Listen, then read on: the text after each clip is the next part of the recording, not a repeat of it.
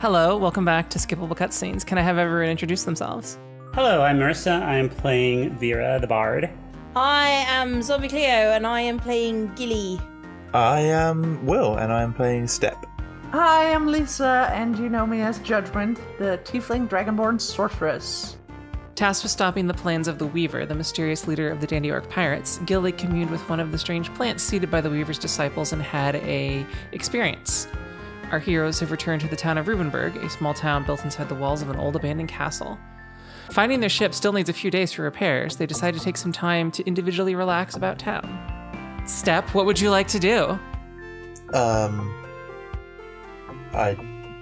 mean, I'm a stone golem, so You're a gold golem. yeah, that's the one. What would Step do? I stand here and wait for something to happen. Okay. You're on the dock of Rubenberg near the ship after a short discussion as to what to do. And you stand there. Seems like a couple hours pass, and an old woman comes up to you and says, Harold, is that you? I'm not Harold. Oh, of course you are. Stop doing that. Come with me. She sort of loops her arm. It would be, well, I mean, your height, it's like looping her arm around the bottom of your wrist. Okay. And she just starts walking off, presumably dragging you in tow. Okay, I think I'm walking with her. Just to stop her from damaging herself, because if I didn't walk, she'd probably just walk a few feet and then snap back. All right. It's like, I haven't seen you in years. What brings you back?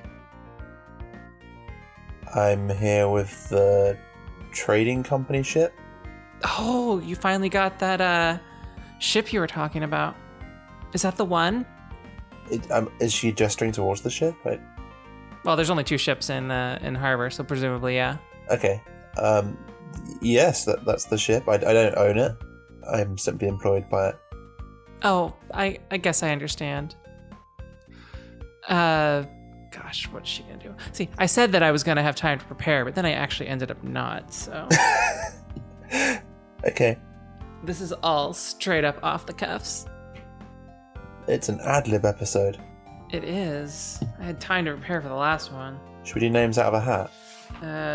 Are you gonna ask her name? Oh, Probably not. I mean, because Step doesn't have a lot of motivation, it's kind of hard to... Okay. Who are you, so I can report you to my superior for kidnapping trading company property? Oh, you're so silly. I am, or you remember, it's me, Matilda. And she's an old woman, as in octogenarian is probably generous. Okay. And she keeps walking with you, and it's like, oh, I know I've aged quite a bit. No, you look as old as when I met you.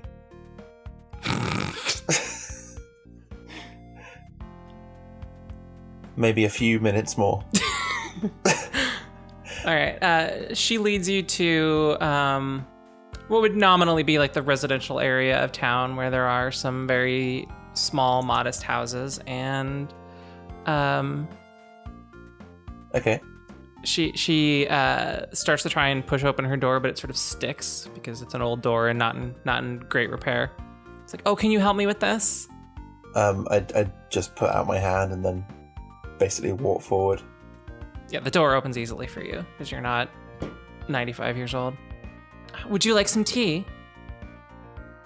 I don't require tea, but if you'd like to make it, that's okay. Oh, that'd be great. She goes back and makes some very red-looking tea.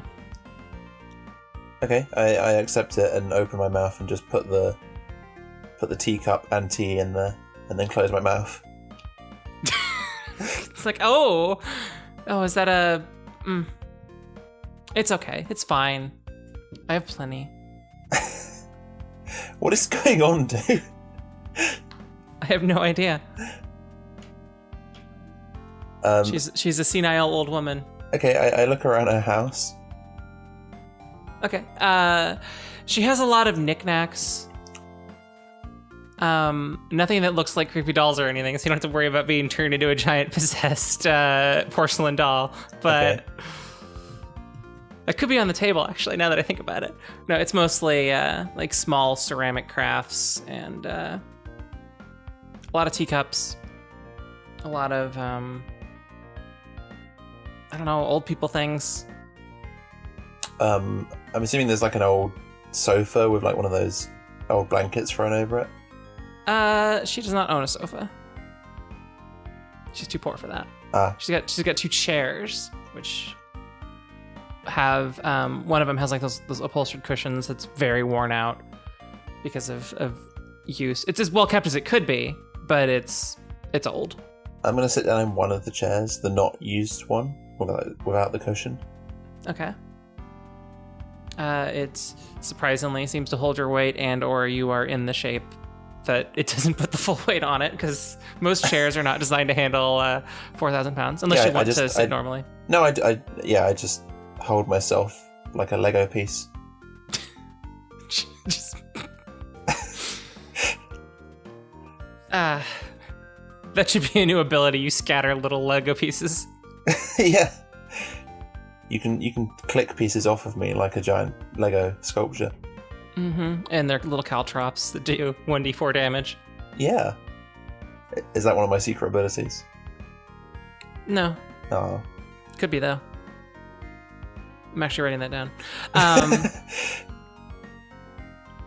So what did you need from me? Oh. Mathilda. Mathilda? Matilda. It's Matilda. There's no H in this. No, there's no H. It's Matilda. It's like, I just wanted to catch up. How have you been these last years? Tell me everything. I start from the beginning.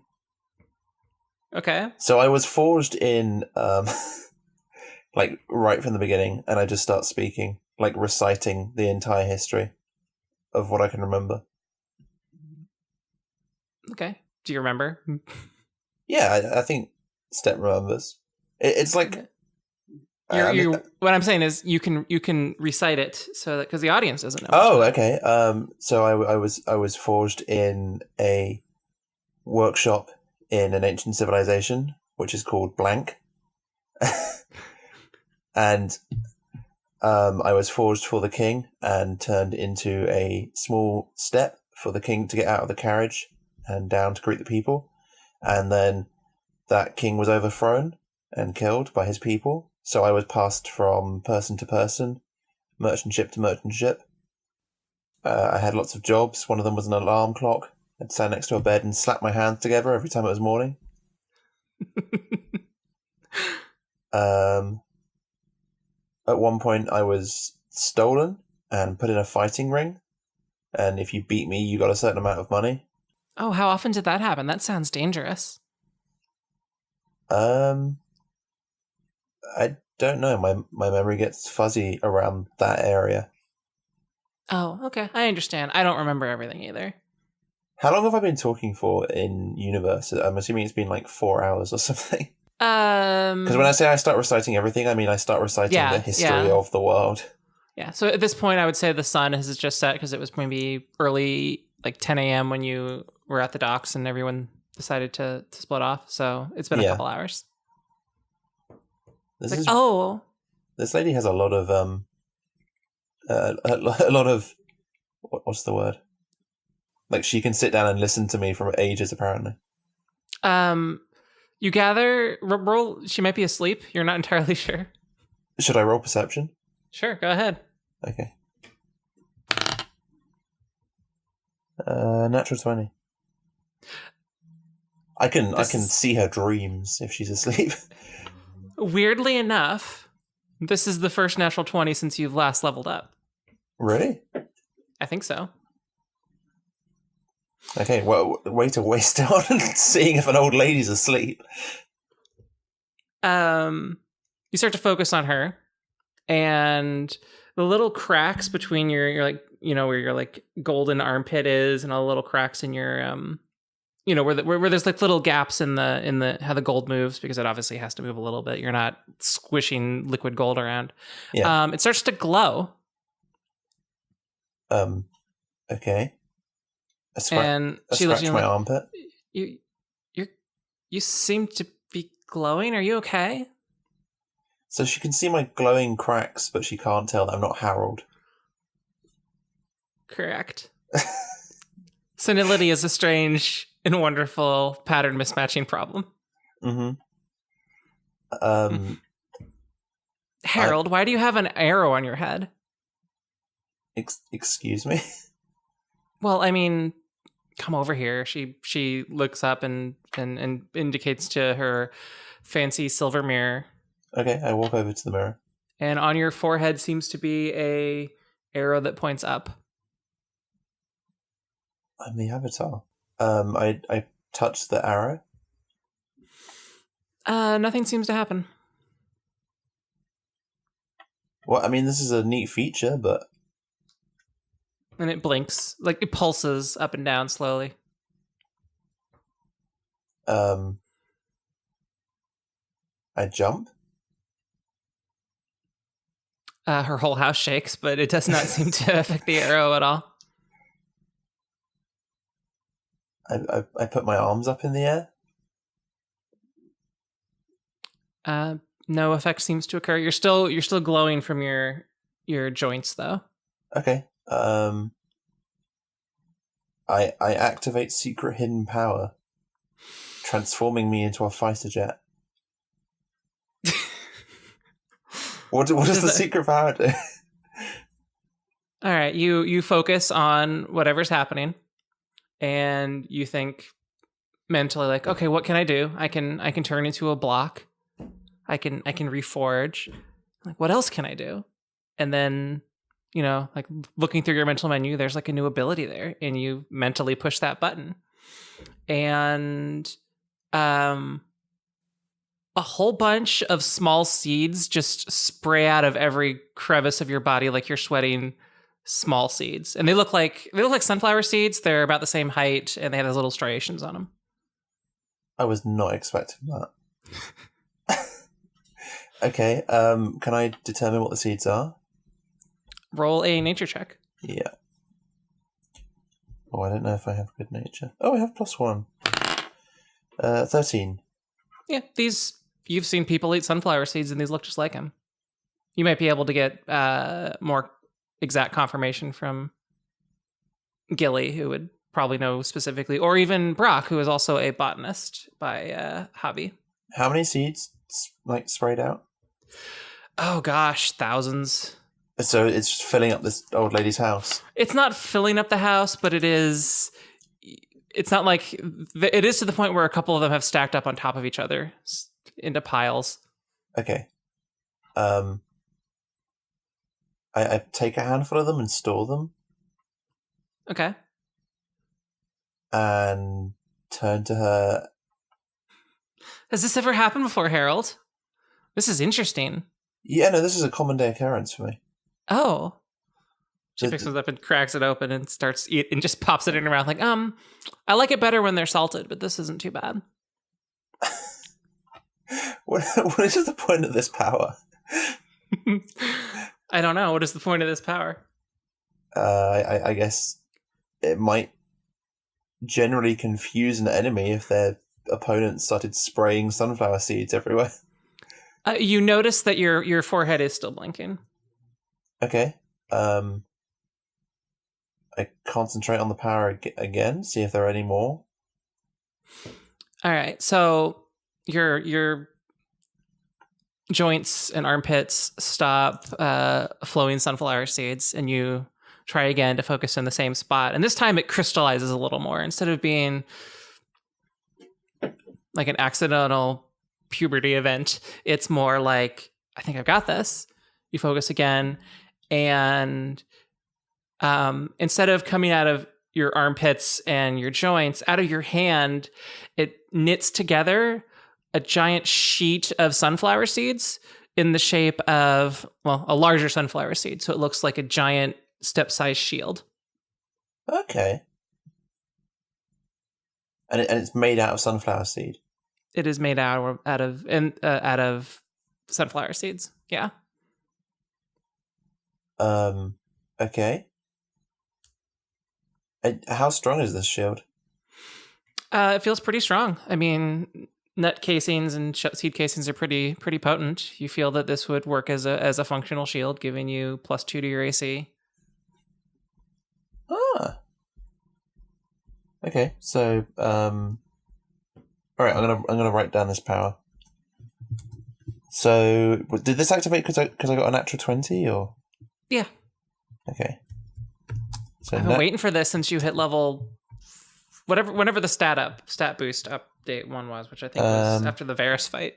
I'm level 5, I think. Yeah, I think it was either when you hit level 5 or level 4. It's been a while. You don't roll as much as everybody. No. Okay, so nat 20 equals. Well, no, you don't have to roll a nat 20. This is just unlocks the ability. Ah, okay. So this would be you can take once per long rest. I'm not sure exactly. You can summon a shield that gives you +2 AC. I would say once per. It doesn't need to be very long, because it would you'd probably only summon it during battle, like once per hour. Okay. Once per hour. And it lasts. I mean, eventually it sort of starts to break down into just seeds, like they get chipped off and stuff, but you can keep making food if you really want to. Yeah, I guess. Start feeding 12. I don't know if possums eat sunflower seeds. I'm gonna look this up. Well, I don't think there's much going on with this old lady anymore. So I'm just going to look around at the piles of sunflower seeds, lean down to her, and say, "You're welcome, Matilda," and then I guess leave the house. All right. You step outside the house. It is now dark. Is there any direction that you would prefer to head? And presumably you still have your shield with you now. Yeah. I mean, I guess I could go and try this shield out now, because I probably don't know the ramifications of it or anything. So I guess head into the forest and try and find something to fight. Okay. Roll a investigation check to see if you can drum up something to fight you. Investigation. 5. You wander the forest for quite a few hours, and you find some birds that seem to be willing to try and steal seeds from your shield, but nothing large enough to really start to want to fight you. And I think you usually have a problem of things not wanting to fight you. Yeah. All right, then I head back into town and try and find a hobo. Okay, roll another investigation check. Okay. 6. So you just walk up to the fanciest looking person you see and are like, "Are you a hobo?" I mean, everyone's not as fancy as me, to be honest. Yeah, and they look at you with disgust and just like, oh, "What is this?" And walk away. All right. There's got to be like an inn or something around here. Yeah, there is an inn called the Broken Candle. Okay, I head to the inn.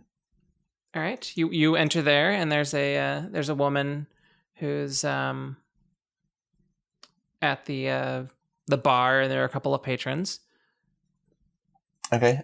You hear like vomiting sounds coming from some of the rooms upstairs. As soon as I step into the inn, I'm assuming everyone stops and looks my way, because you don't usually see a giant. Yeah. I say 20 gold pieces to whoever can break through the shield. A very hairy, burly man stands up and is like, "I'll give it a shot." All right, I stand with the shield braced. We should probably do this outside. He looks at the woman at the bar, and she nods like, yeah, you should probably do that outside. Okay, I go and stand outside. All right. He happens to have some work equipment on him, which includes like what do they call those, like rope beating clubs?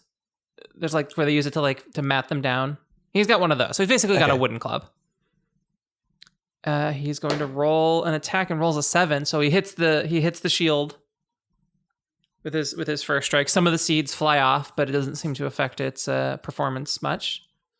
He keeps going. He rolls a 5. He completely misses the shield for some reason. And a 16. So with this, he hits it, and it's still it holds firm. But you don't seem to take any damage. So to break would they be able to break the shield? You feel that if they were to spend the next 15 or 20 minutes just banging on it repeatedly with a hammer, they might be able to dislodge enough that it doesn't offer any protection. Okay. I stand up and I say, "Sorry, buddy. It seems like you don't have what it takes." He's like panting, like, "Yeah, all right. Well, it's good to get some of the rage out, though." Here, have a handful of sunflower seeds. He's like, "Thanks. This will go well with my Curry. with my curry." He heads back inside to the inn. Okay. Well, I'm sort of at a loss of what to do here because I've got this cool power, but as step, I don't have any motivation. Well, no, any motivation to do anything other than stand by the dock and wait for the ship to repair. All right, let's see. Give me one of those random encounters. Maybe. All right, so after this guy heads back in, you hear a woman say, "There he is." And it's the same woman from before, and she's flanked by 2 guards. "He stole my teacup." "Harold, why would you do that?" The guards come up to you and say, "Excuse me, we have been informed that you may have taken Matilda's teacup." Does no murder or crime happen in this town? Not since 3 days ago, or whatever it was. Oh, it's only been 3 or 4 days since we've had a lot of murder, so... Well, I mean, she did offer it to me. He sort of was like, usually it's the contents of the cup, not the cup itself that's offered. Then why would you offer the cup if you don't want them to take the cup? He's like, because otherwise you're just handing people a liquid and it's really hard to do. Humans are weird. I'm going to open my mouth and reach in for the teacup. All right, and there is some stale cold tea, and you hand it to the guard, and he says, "Ma'am, is this your cup?" And he's like, "Oh, that's it." She looks at it intently. It's like, "Yeah, this is it. Thank you. All right, Harold, let's go back home." Just starts pulling on you again. Okay, this time I don't move. Harold? I think you're mistaken, and I take out my contract that's written in Druidic. In Druidic, and show her. See, I'm Step the Golem, employed by the trading company. She looks it over, and she's like, "Oh." She actually seems to understand what your what the contract says. Oh, okay. She's like, oh. If you would like me to be Harold, you can employ me for a higher rate than the trading company is. She looks at the rate and is like, "Ooh, I'm sorry. That's outside my range." But she's thinking about it. She's a very shrewd businesswoman. She makes, she makes pottery in her spare time. Otherwise, I'm sure one of these lovely guards would like to be your Harold. I mean, that one's name is Harold, but he's not my Harold. He could be a Harold. One of the guards. Yeah. All right. Thank you, though. I hope you enjoyed the tea. And she walks off. Well, I offer a handful the guards of seeds before I go. She looks at them and is like, "Thank you. I think I have plenty, though." And she hands it to the guard. She does have a house full of. Yeah, that's true. Is this just Step's something. thing now? Is he just offers people seeds? That is a functional ability that you now have. I would say is that you can now offer people sunflower seeds. Yeah. Right, transaction done. Hang on. Spray seeds everywhere. Have you ever seen that SNL commercial of Big Red where that's the thing that just spins around and puts red dye everywhere in the house? Yeah. I'm just imagining that, but of sunflower seeds. Like as soon as hello everyone, arms tilt up, and then you rotate on your axis, and just sunflower seeds shoot out in every direction. Or like my full body turns around and my legs just stay where they are. Like Yeah, that's what I mean. And a bunch of birds just sort of sit on your shoulder, Yeah. picking up random seeds. Like the Iron Man or Iron Giant or something. The Iron Man. It's a very different movie. Yeah. All right, so you're sitting there in the middle of town. The guards start to just shake their head and walk away, assuming everything's been dealt with. Mm. You see some because there's some sunflower seeds that have been dropped. A couple of rats or mice, you can't really tell based on the size, start to come in and start to peck at the sunflower seeds. Okay. And they squeak. React to them. Why? I don't know rat. I mean, you've been one before. Oh, that's true. Okay, I'm probably fascinated by them then. Okay, so you watch them. They look up at you occasionally because you're, I assume, moving in closer. Yeah, I'd stomp over to them. Well, you don't need to stomp. You just need to bend down. Yeah. And they squeak while grabbing the seeds. And I take a handful of seeds and offer them in my huge gold hand to one of the rats. Would a rat be scared by that? No, I think these are urban rats. They know how to make it work. They've been in the big city too long. Yeah, they ain't afraid of nothing.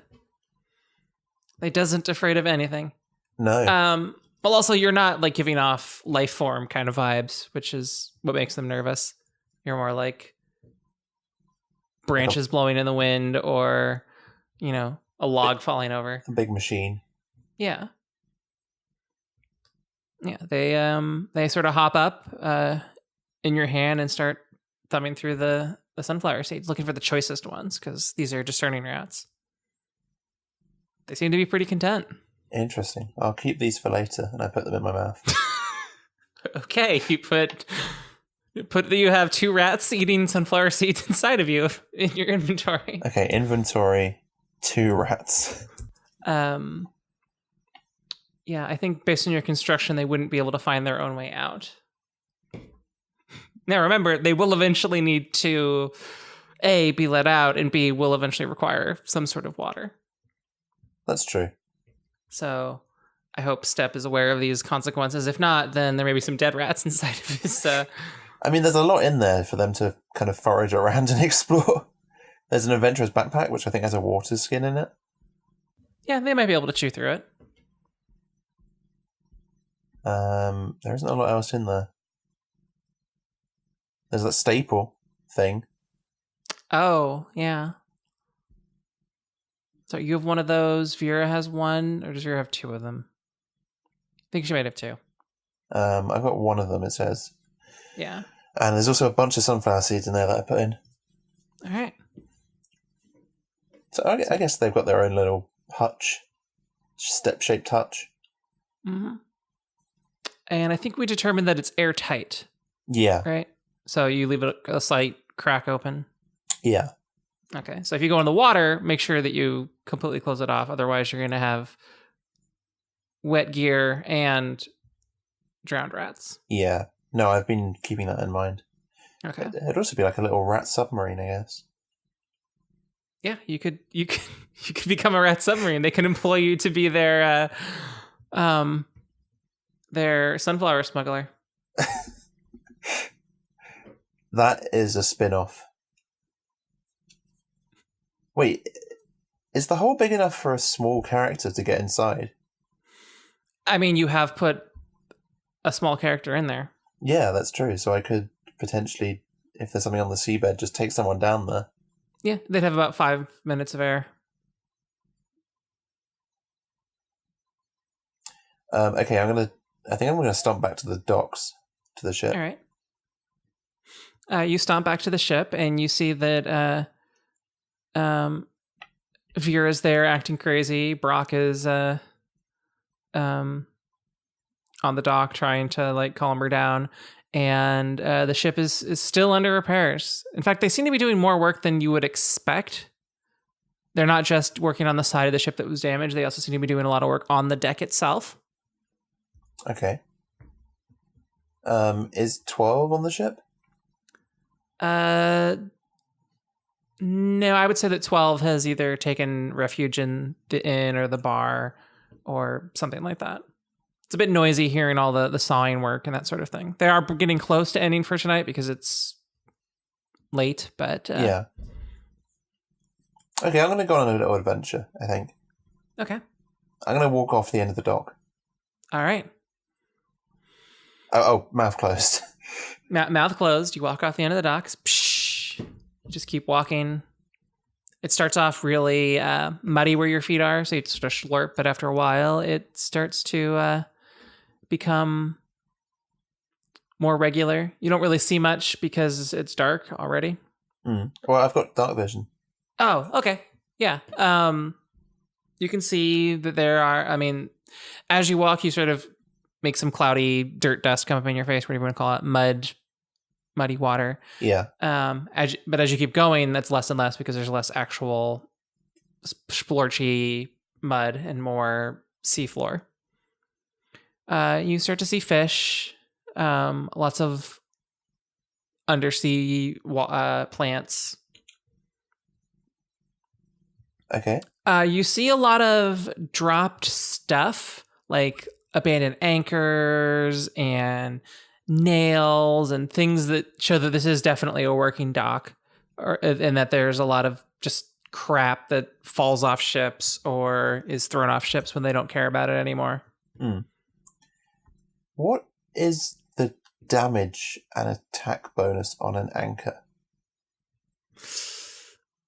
I would say that it would probably be the equivalent of a step-size club. So whatever a club is plus the size bonus, which I think would be an extra d6. So great club. Here we go. A great club is 1d8. Are you going to use it? Is it something you think that would be large enough to be two-handed, or would it be a one-handed club? I think it would be one-handed. I mean, my strength is pretty high. Okay. And what's your normal unarmed punch right now? Unarmed strike 2d8 plus strength. Okay. So it's probably an extra d8 from the size. I would say that if you used an anchor, it would essentially be equivalent. Okay. So there'd be no advantage to it. Yeah, because a normal great club is 1d8, and then you'd add the size bonus, so it actually would be less if you were just reading it straight up. All right. Then I won't take that. I was going to take that as a weapon, but It's pretty badass. I guess. All right. Yeah. Sure. An anchor and a shield. All right, you pick up a slightly, it's crusty with some sea life, whatever you call it, whatever would grow on top of that, like mussels or crusty anchor. Crusty anchor. It's your crusty trusty anchor. Now, is it a crusty trusty rusty anchor? Yeah. The crusty trusty rusty anchor. Yeah, there are bits of rust, and you're able to wield it just as you would expect. And it's shaped in the classic, the modern anchor shape with like the actual curved bottom, and not like a medieval anchor, which would just be a giant heavy weight. Is there anything else interesting? Any chests? Roll an investigation check. Okay. 20. Oh, okay. Where's my treasure thing here? You find 35 gold pieces sort of scattered around and shiny. And they're easy to check because they're gold and it doesn't rust. Whereas the other coins all look like the surrounding area. You find a javelin of lightning. Okay. Which is on page 178 of the Dungeon Master's Guide. Now we'll read what that does. The Javelin of Lightning. This javelin is a magical weapon. When you hurl it and speak its command word, it transforms into a bolt of lightning, forming a line 5 feet wide that extends out from you to a target within 120 feet. Each creature in the line, excluding you and the target, must make a DC 13 dexterity saving throw, taking 4d6 lightning damage on a failed save, and half as much on a successful one. The lightning bolt turns back into a javelin when it reaches the target, and then you basically make a ranged attack against the target as well. On hit, the target takes damage from the javelin plus the lightning damage. The javelin's property can't be used again until the next dawn. In the meantime, the javelin can still be used as a magical weapon. So it's if you can recover it, it is reusable indefinitely. Okay. All right. I'm going to copy and paste that. Just get up online. I feel like this is pretty good, and I'm probably running out of air for the rats. Yeah, you're probably getting pretty close. So well, I did the math based on a small creature. Rats are tiny creatures, so they probably get more time, like 15, 20 minutes. But okay, but yeah, it's probably been around then. All right, you head back out. Yeah, I'm gonna stop up the back side to of dock. Up the side of the shore. Some seaweed tangled through your arms. Probably a few limpets or something. Holding an anchor in one hand and a javelin in the other. Yeah. I'm guessing if someone saw me, they'd probably think a god had come out the ocean or something. Let's see. Did anyone see you? Nope. Anyone who might have been looking rolled a 4. So you come out of the sea holding a sparkling javelin and an anchor covered in seaweed like I don't know, a swamp trash god. And no one is around to see. It's actually quite late too. It's like the crusty Poseidon. Yeah. A golden shiny crusty Poseidon. Yeah. And I'm gonna go and stand by the ship again. All right. There's no one on the dock, and no one seems to be working on the boat. They seem to have retired to either the inn or the pub in town. But the inn does have a pub in the base of it too. Okay, I'm gonna head that way. All right. You hit the pub first, and you don't really see anyone you recognize. Actually, wait, would you? No. Then you head over to the inn, which I believe was the Broken Candle on my notes. You see most of the crew is there, fairly exhausted, drinking for the day. Or their day's done, so they've gotten to drink. They're all a little red-faced. How much is a drink? Oh, gosh.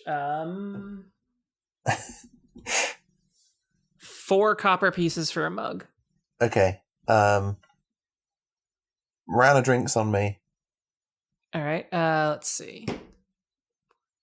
Yeah, 2 golds will cover the entire crew plus everyone else who's in the pub. All right. Yeah, I buy everyone a round of drinks, and then I sit in the corner and I guess forge. Okay. Like turn into a square. All right. With the anchor leaning up against me, I guess. Yeah, I think the javelin. I would say the javelin like condenses or unhooks or bends so that it can easily fit in places. Yeah, I mean, technically, it turns into pure lightning, so it's not like it necessarily needs to not fit in a place. But the anchor. It says like telescopic. Mm-hmm. And I would say that the way you're using the anchor, because it's hooked, would do piercing damage instead of bludgeoning damage. If you're using it as such. Yeah. So if you're up against like a very heavily armored target, you could use it as like a war pick. Yeah. Probably swing it into them. Yeah.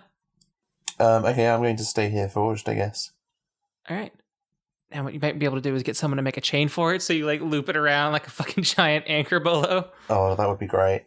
Or whatever they call those things. Get some reach on there. Yeah. Okay, I guess Okay, you're giving me that idea now. I want to go do that. Okay, all right. I guess unforged. Oh, I've got an idea. So you start to fold into a cube, and they're like, wait, you undo that, and then you try and find a blacksmith, presumably? Yeah. At this hour, all the shops are closed, so you may have to try again in the morning. Do I find the blacksmiths though? Oh, yeah. There's a blacksmith, and being that they do occasionally repair ships, they do have, like, chains that would be sufficient for attaching to an anchor. Okay, I'm going to turn into a cube outside the blacksmith's. All right. Probably, And you're going to wait until the morning? Yeah, probably looking like a delivery or something with an anchor leaning up against it. All right. Morning rolls around, and a guy who he's wearing that the slightly singed thick leather stuff that blacksmiths usually wear because they're always working with tools. He's heading out to open up his shop, and he sees a cube there, and he's like, "What the?" I unforge in front of him, sensing that he's there. Oh, you're the golden man who's in town. Hello? One of them. He scratches his like, what? I think being a rat has made me sarcastic. I need a chain attached to this anchor so I can use it as a weapon. Oh, that I can do that. I've actually got one that's. How long do you want it to be? I don't know. How long could I get a chain to be? I'd say that you could probably get it so that you have a 10-foot reach with it. Okay. 10-foot chain, strong enough to throw the anchor and then yank it back. All right. I can do that. Attaching to there, making sure that, because it'd be about 15 foot of chain because you have to loop it around your hand, and then. All right. So to use it like this, you'd roll an attack, and then you'd have to roll a strength check to pull it back in. Okay. And I don't know what the DC would be. That I'll think about that later. Yeah. He said, "I can do this. This will cost 10 gold." Which you definitely have. Yeah. No. I'm just thinking. I will give you 20, and I want you to paint it all gold. He's like, I can make that happen. I mean, Okay. electroplating's pretty trivial. It'll be ready in a couple hours because I've already got the chain. It's just a question of rigging up the electroplating rig. All right, and I hand him the anchor. I literally hand it to him. Okay. You want him to clean up the anchor too and electroplate it? Yeah. Okay. All right. Actually, no. Leave the anchor alone. Just the chain. So the anchor is still crusty, trusty, and rusty, Yeah. while the chain is made of gold. Okay. He puts the chain in a bucket with a little bit of gold and this weird rig, and it doesn't take long. A couple hours later, he's able to attach it to the anchor and bring it to you. And that's all the time we have for this session. Marissa, where can people find you? You may find me at Radical Town. That is radical.town. That is my Mastodon instance. Cleo, where can people find you? You can find me on the YouTubes at Zombie Cleo. Will, where can people find you? You can find me on YouTube under Team Satisfaction. Lisa, where can people find you? Well, I still stream on Twitch and Mixer. My name there is Super Lisa. My channel's name, I should say. But you should probably visit my personal website, superlisa.nl. You can find links there, clips, and ways to get in touch with me. I'm dewtroid, and I stream infrequently at twitch.tv/dewtroid. Our music is by Ian Stalker. We appreciate any feedback you can leave. Also, tell your friends.